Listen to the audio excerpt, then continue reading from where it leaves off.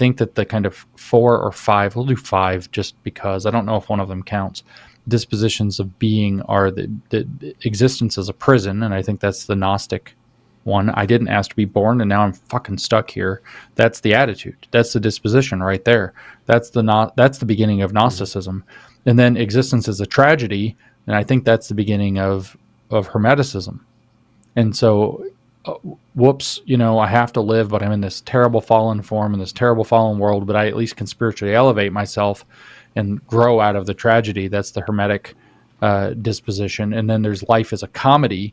And I think that that's the kind of dark humor you see in kind of people who have, like, I see it in Jewish people a lot, frankly, where Jewish humor is kind of based in this. You actually see it in kind of post-Soviet Russian people or Eastern Bloc people too.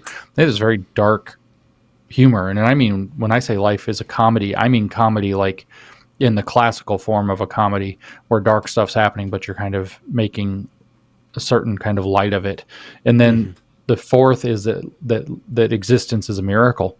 And I don't think that you have to be particularly religious in order to accept that we can be, grateful and fortunate for the world that we live in and the opportunities that we have in it. And so that's sort of that fourth disposition.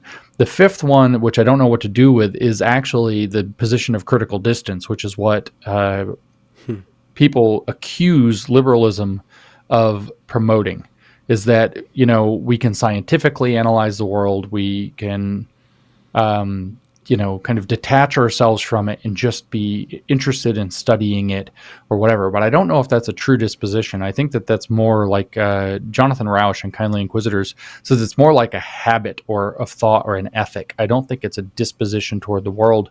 And if you actually think about it, like, I don't remember the exact wording now. I had it a second ago and it's gone. But Richard Dawkins talks about like the magic of reality or something like that. I think that one of his books was titled The Magic of Reality. So there's almost this miraculous orientation. Like he sees being itself not as a perverse comedy or a tragedy or a prison, but in fact, and this guy is like the Mr. Atheist guy, right? But he sees it in some weird way as miraculous. And he tried to inspire the miraculous awe and wonder that religions often do in both The Greatest Show on Earth and The Magic of Reality that he wrote, and I think some other books he's written since. So I don't think that critical detachment or scientific detachment is so much a disposition as it is more of a mood or an ethic toward approaching reality. So I don't know if there are 4 or 5, but if those are dispositions toward existence itself, and some people fall in each of the categories according to whatever set of factors, then they're probably going to keep dipping back toward it. I think that Gnosticism and Hermeticism, both, mysticism in general, are actually predicated on a profound dissatisfaction with creation, or if you don't like creation, with the world as it exists. They want there to be more.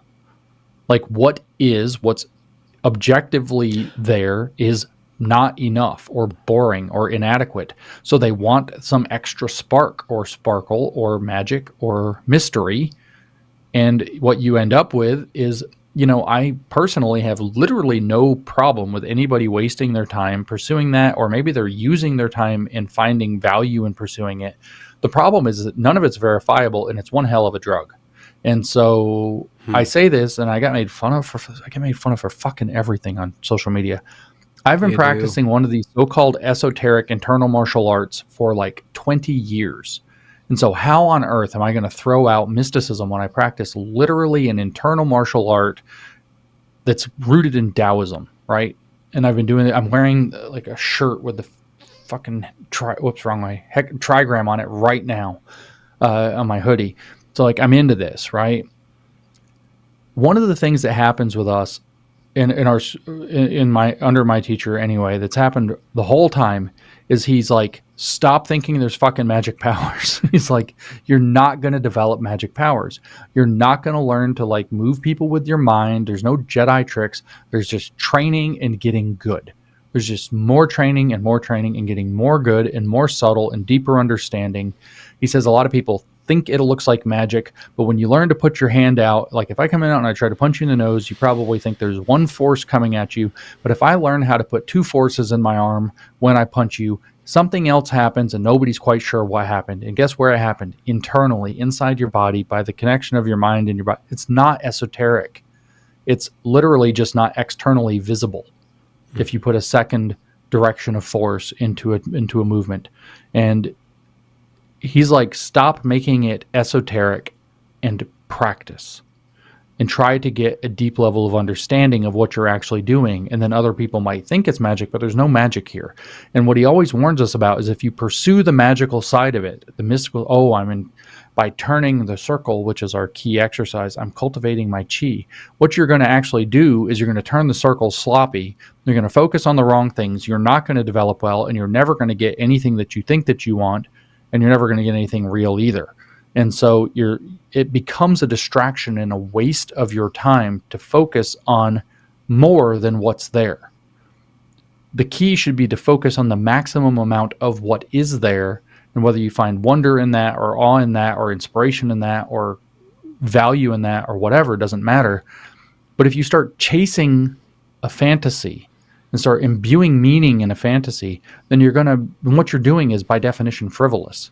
And so that is wasting time. Now, I don't care if that makes you happy. Go do it. I don't care if somebody wants to go train this martial art wrong. I'm not going to go bother them. I don't give a shit. I literally don't care what they do or if they get good or not. I don't care. It's not my business. If it makes them happy, like literally, this isn't feudal times yet, again. So we don't need to go fight all the damn time with our fisticuffs. We don't need, it's not, it doesn't matter. They're not in my fucking army. I don't care if they can fight. And so it doesn't bother me. Now, the same thing happens, though, with religious mystical experiences. Now, I used to meditate a whole lot. I've done a whole lot of meditation. I've done a whole lot of breathing exercises. I've had strange experiences. I don't know what causes those experiences.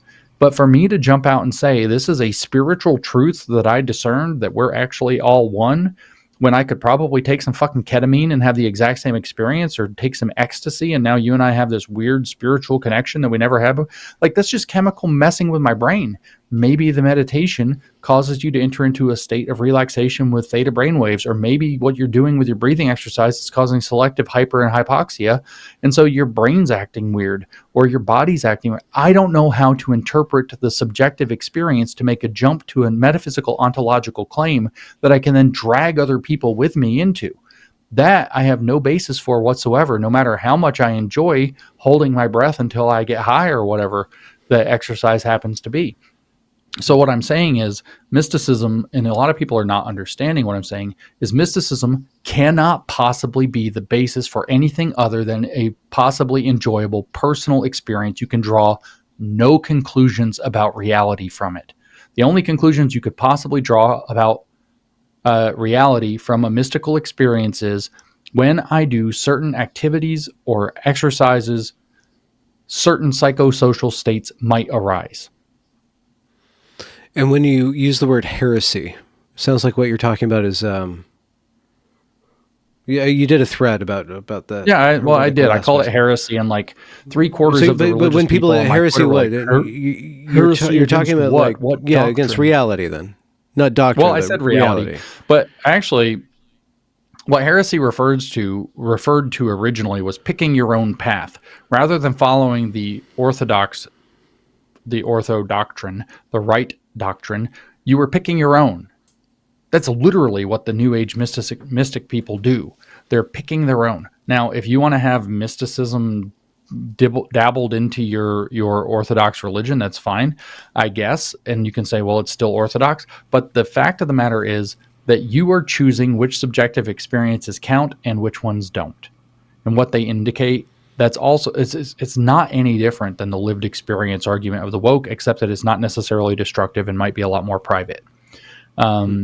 So when I say it's heresy, what it is it's picking and choosing which subjective experiences are meaningful and then trying to impute that meaning onto others, which I don't think you have the epistemic standing to do. You don't have the authority to tell me your mystical experience means what you think it means. You can enjoy it. You can try to induce me to have it. You can lead me correctly with some shaman shit to have it. Doesn't really matter. You can't convince me with authority that what you think it means is what it means. But your teacher has the authority to tell you that. He doesn't tell me what anything means. He can either knock you down or he can't. That's the test. His test is, can you fight? That's the 2 and the 2 and the 4. We don't. People ask all the time, like, "Wow, you've been training that a long time. Are you like a black belt? What belt do you have?" We don't have belts. Our deal with that is, if I fight you and I win, I'm better than you. If you fight me and you win, you're better than me. If I fight you today and I win and you win tomorrow, then we're roughly the same skill, and that's what happens when you fight. Certain things happen. So there is none of this. Like, he's not no. It's the test isn't, did I do the movement right? Did it feel right in my body? The movement is correct if I execute it on Benjamin Boyce goes into the harbor. With the little dragon jellyfish. Which is exactly, with the dragon jellyfish. Little cauliflower. Yeah. So it's the same test, though. It's like if me and you went out, like me and Mike Nana did, and played basketball, and we have some video, a hilarious video of him and I bricking. We went down there and we're like, let's shoot some of us playing b-ball, because we were going down and playing basketball, and some days we weren't that bad. We went down there with the camera one day and for his documentary, and Mike is more athletic in most regards than I am. Like, that's very clear. And so we went down with a basketball, and for like an hour, we had a camera set up, and we just took turns shooting the basket. We missed every single shot. It was unbelievable how bad it was. Unbelievable. But it's the same thing. The essence of whether or not you threw the basketball correctly or shot the basketball correctly is not what it felt like in your body. It's not whether it looked theoretically correct with your fingers and the whole thing and the follow through and the jump. It's, did the ball go through the hoop?